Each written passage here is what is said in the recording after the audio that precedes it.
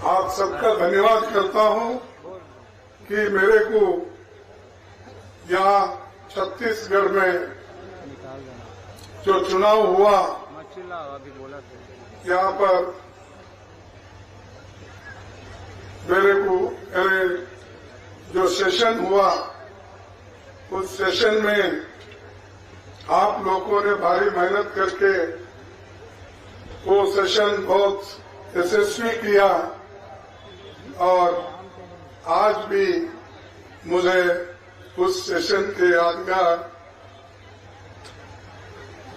अभी भी याद है।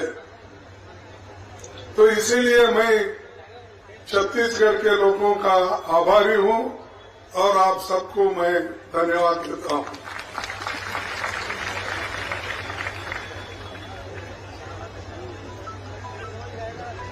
भाइयों, ये चुनाव छोटा मोटा चुनाव नहीं है।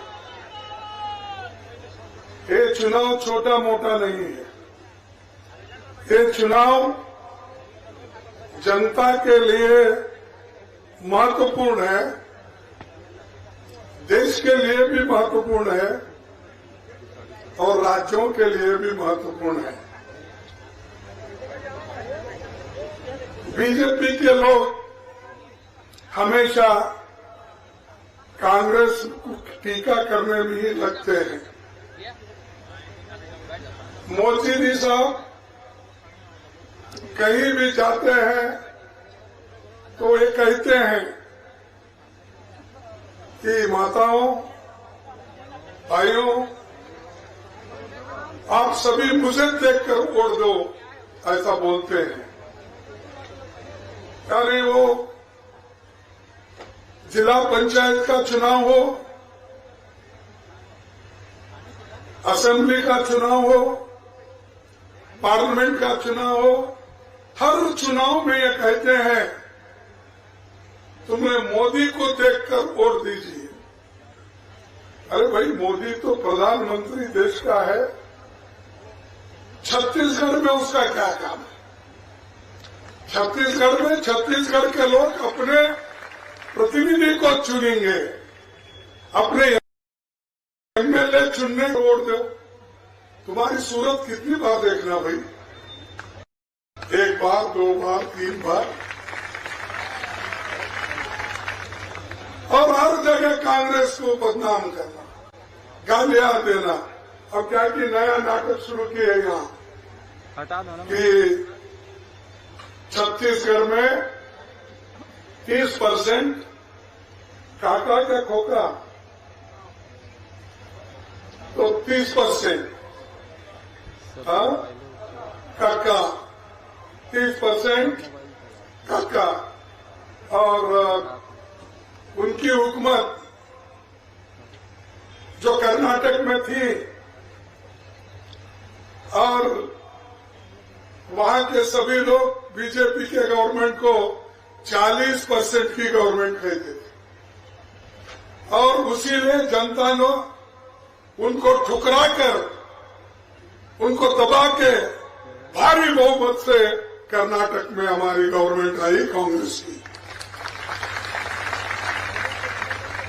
और यहां पर आज तक जो शब्द तुमने कांग्रेस के चीफ मिनिस्टर के खिलाफ हो या मिनिस्टरों के खिलाफ हो नहीं बोले, वो आज शुरू करे चुनाव में। आप 2 साल पहले ऐसा बोले, 3 साल पहले बोले या 4 साल पहले बोले नहीं। अब इलेक्शन आया, 30% काका। अरे तुम तो 100% वाले हैं और लोगों को कहते हैं, उनको कालिक लगाने के लिए ऐसी भाषा का प्रयोग करते हैं। ये ठीक नहीं है। जमहूरियत में हमको साफ लड़ना चाहिए। मुझे भी अनुभव है, मैं 52 साल से एमएलए, एमपी, अब राज्यसभा में आया हूं पहली बार। मैं जिंदगी में एक इलेक्शन नहीं हारा, ये परसों का एक छोड़। मैं 50 साल सतत चुन के आता था, लेकिन मोदी ने एक बार सदन में बोला, खड़गे साहब आप हमसे बड़े हैं और हम आपकी इज्जत करते हैं, हमको मार्गदर्शन करते थे, लेकिन आने वाले चुनाव में आप मार्गदर्शन करने के लिए इस सदन में बैठेंगे या नहीं, ऐसा उन्होंने ओपनली पार्लियामेंट में, लोकसभा में बोला। क्यों बोला? कि उनको हम जो सही बात कहते थे वो पचता नहीं था और बैकवर्ड की बात करते थे। अरे मैं तो एक दलित कम्युनिटी से आया हूं जो लगातार 52 साल से जीत रहा हूं और कभी 52 साल में मैं खुद ही 20 साल मेरे राज्य में मिनिस्टर था, सेंट्रल में 5 साल मिनिस्टर था और मैं खुद अपोजिशन लीडर 10 साल था और यहां पर दिल्ली में भी आने के बाद अब 5 और 3 साल 8 साल अपोजिशन लीडर। एक दिन ऐसा नहीं गया जो मैं किसी न किसी सत्ता में रहने का, लेकिन हम एक बार भी किसी को ऐसा नहीं बोले, बगैर प्रूफ का किसी को हमने कुछ नहीं कहा। हमने भी बड़े बड़े लोगों के साथ काम किए, लेकिन मोदी साहब हमेशा छोटी बातें करते हैं। ये गांधी परिवार के लोग हुकूमत करना चाहते हैं, वो क्या बोलते हैं, खानदानी का घर, सभी परिवार, ये गांधी परिवार के लोग ही चलाना चाहते हैं। भाई गांधी परिवार के लोग इस 1991 से अब तक कौन से चीफ मिनिस्टर थे, कौन से प्राइम मिनिस्टर थे उनके घर के, आप बताइए। बहुमत मिलने के बाद भी सोनिया गांधी जी ने उन्होंने कहा कि मैं प्रधानमंत्री नहीं बनूंगी, मैं इस देश का एक अर्थशास्त्रज्ञ मनमोहन सिंह को प्रधानमंत्री बनाऊंगा। आजकल लोग जिला पंचायत का टिकट नहीं मिले तो रूस के चले जाते, एमएलए सीट मिले नहीं मिला तो रूस के चले जाते।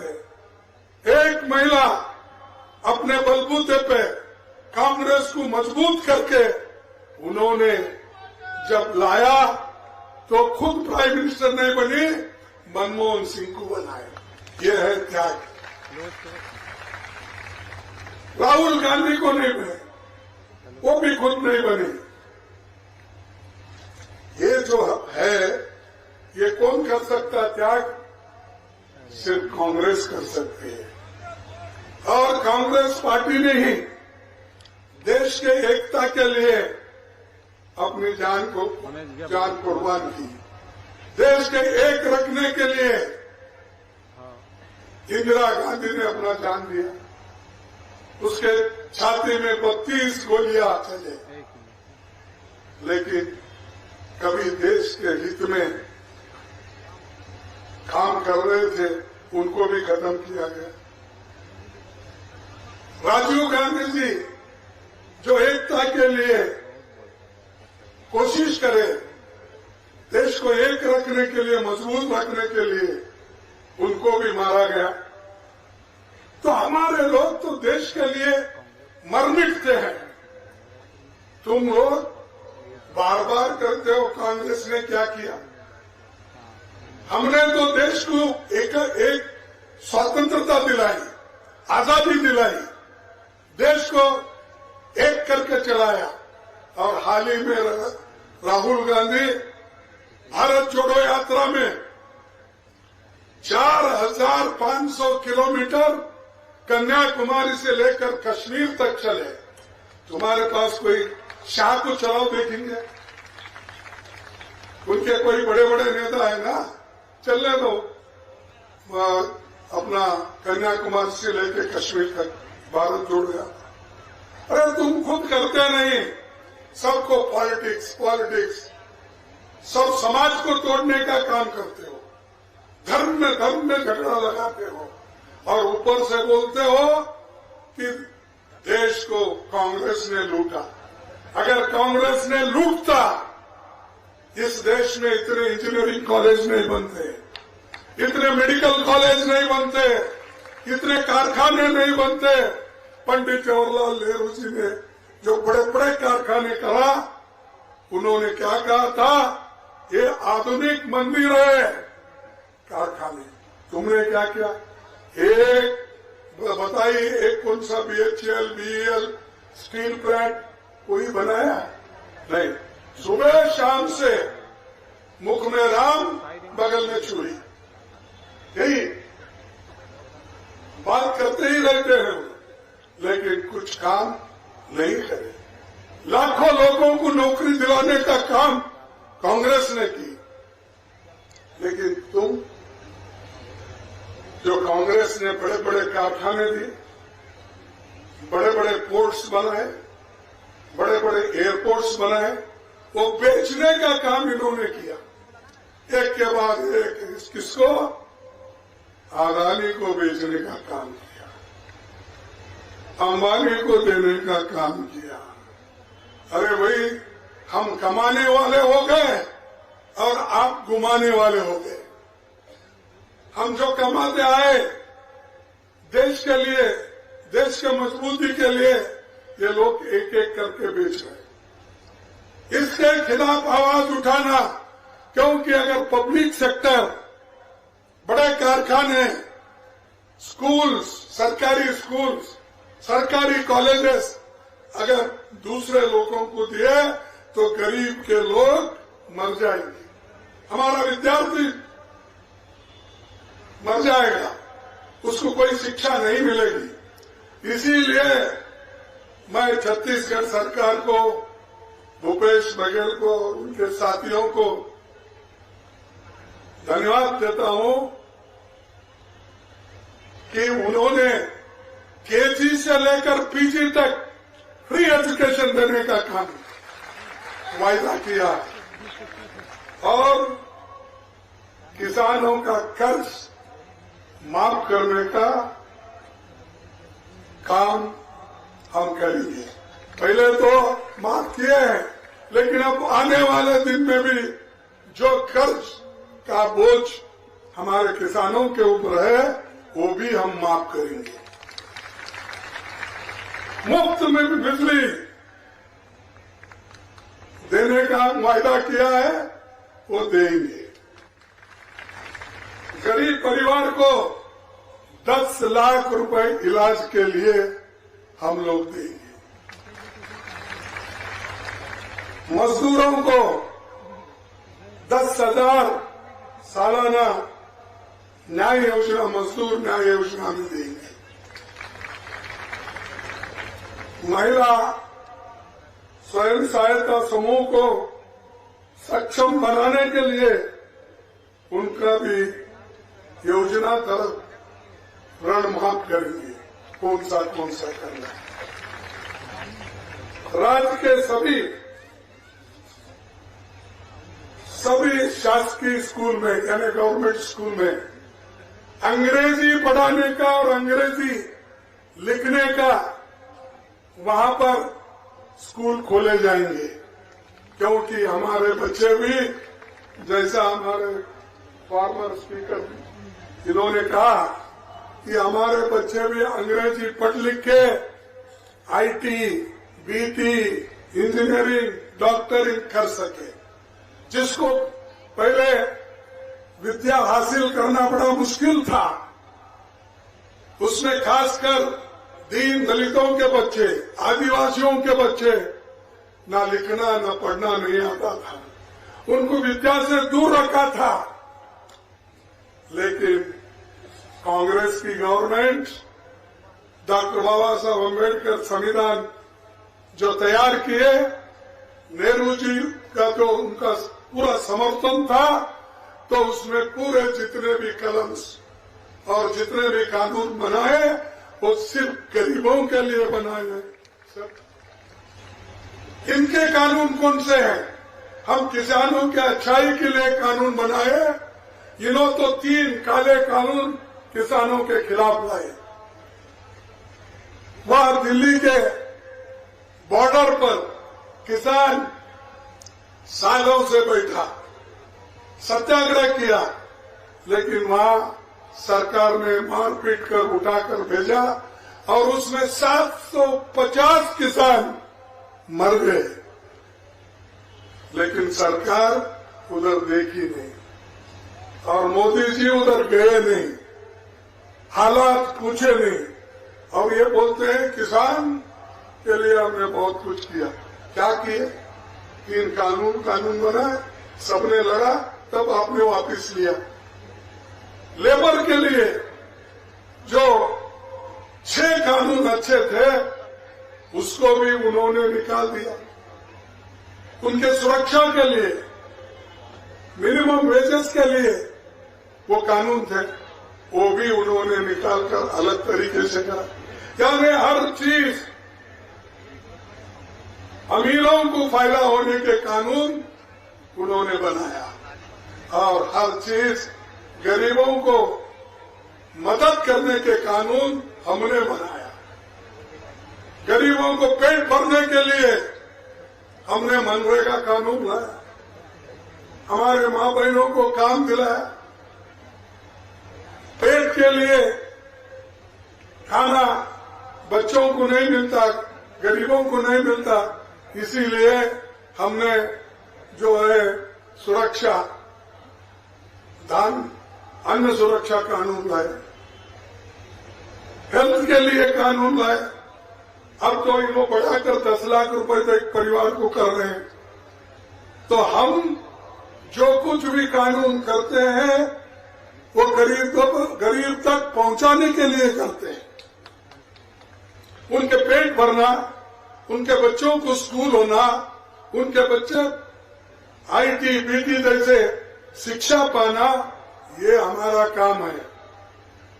इनका काम सिर्फ सरकारी संपत्ति लूटना, अपने दोस्तों को बड़ा बनाना, उनके हाथ में सब कुछ, जमीन, जंगल, पानी सब दो, लेकर जाओ, लूटो। जो बचाया था उसको लूटने लगा है। तो भाइयों, मैं आप लोगों का ज्यादा वक्त न लेते हुए आपको यही कहूंगा कि आप पहले भी अच्छा काम करें। यहाँ के सरकार ने आपने खूब मदद की उनकी, और जो ये क्या पैडी अब हमारे को जो हार डाले धान का, सबसे ज्यादा अगर एमएसपी और सबसे ज्यादा खरीदारी अगर कहाँ होती है वो छत्तीसगढ़ में होती है और कहीं नहीं। कितना खरीदते हैं क्योंकि किसानों को मदद करने के लिए, लेकिन मोदी मुंह से बोले मैं तो किसानों का दाम दुप्पट करूंगा, डबल करूंगा। कहाँ है भाई डबल? पहले भी ऐसा बोले 15 लाख नौकरी दूंगा। भाई और बहनों, मेरी हुकूमत अगर आई आपको 15 लाख रुपए दूंगा। मिला 15 लाख आपको? नहीं मिला? अरे प्राइम मिनिस्टर कैसा झूठ बोलते जी, झूठ बोलते हैं। क्योंकि ये पूछना बीजेपी के लोगों को, लीडरों को, देखो भाई प्राइम मिनिस्टर तो झूठ नहीं बोलते, लेकिन आपको सबको जो कह रहे हैं, लोग तो कह रहे हैं कि झूठ बोल के 2-2 करोड़ नौकरियां हर साल, अब तक तो 20 करोड़ होना चाहिए था। दिए नौकरियां किसको मिला है? अरे नौकरियां नहीं, काला धन वापिस लाने का बात तो और, किसानों को डबल आमदनी और, ये सब झूठे वादे। इसीलिए एक मोदी साहब अच्छा काम करे अपने लिए। कौन सा? एक झूठ बोलने का कारखाना खोल दिया। झूठ बोलना हर चीज पे, क्योंकि एक बार बोल के चले जाते फिर आते नहीं। अब ये हमारे लोग भूपेश बघेल को बार बार आपके पास आना पड़ता। अब मोदी तो एक बार दूरदर्शन देते हैं, उतना दूर से दर्शन देने के बाद फिर नेक्स्ट इलेक्शन में ही आते हैं, भाइयों और बहनों मुझे मेरी सूरत देखकर वोट दो। फिर वो तब तक उनकी दाढ़ी बढ़ती है, हाथ बढ़ता है, पैर, ये अलग अलग रूप होता है, रंग होता है। कहीं सत्य ध्यान करते बैठते हैं, कहीं माला जपते हैं, कहीं साधु का वेश डाल लेते हैं। उस वक्त उनकी सूरत देखना पड़ता है। अब इन्फ्लेशन, उसको महंगाई, आपको तो मालूम है महंगाई कितनी बड़ी है। अरे दाल का था, अब मैं आते वक्त पढ़ रहा था, अरहर की कीमत तो 40% ज्यादा हो गया। अरहर बोले सो हमारे पास तुअर बोलते उसको, हमारे आपके पास अरहर वही, तो वही तुअर की दाल जिसे हम कहते हैं। 40% बढ़ गया। प्याज तो पूछो मत, इतना बढ़ गया है। उन्हीं की सरकार जब दिल्ली में थी, वो प्याज महंगा होते हुए तब उन्होंने उस सरकार को ही निकाल दिया था बीजेपी के लोगों ने। आज भी प्याज महंगा है, दाल महंगा है, पेट्रोल महंगा है, डीजल महंगा है, तो क्या नहीं। और रुपए का मूल्य गिर गया, क्या बचा नहीं देश में।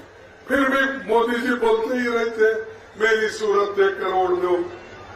तो इसलिए माताओं, मैं ज्यादा बात नहीं करते हुए यही कहूंगा कि आपका वोट महंगाई के खिलाफ होगा, आपका वोट अनएम्प्लॉयमेंट के खिलाफ होगा, आपका वोट जो एक इस छत्तीसगढ़ को जो तो पैसे देना है वो नहीं दे रहे हैं उसके खिलाफ है।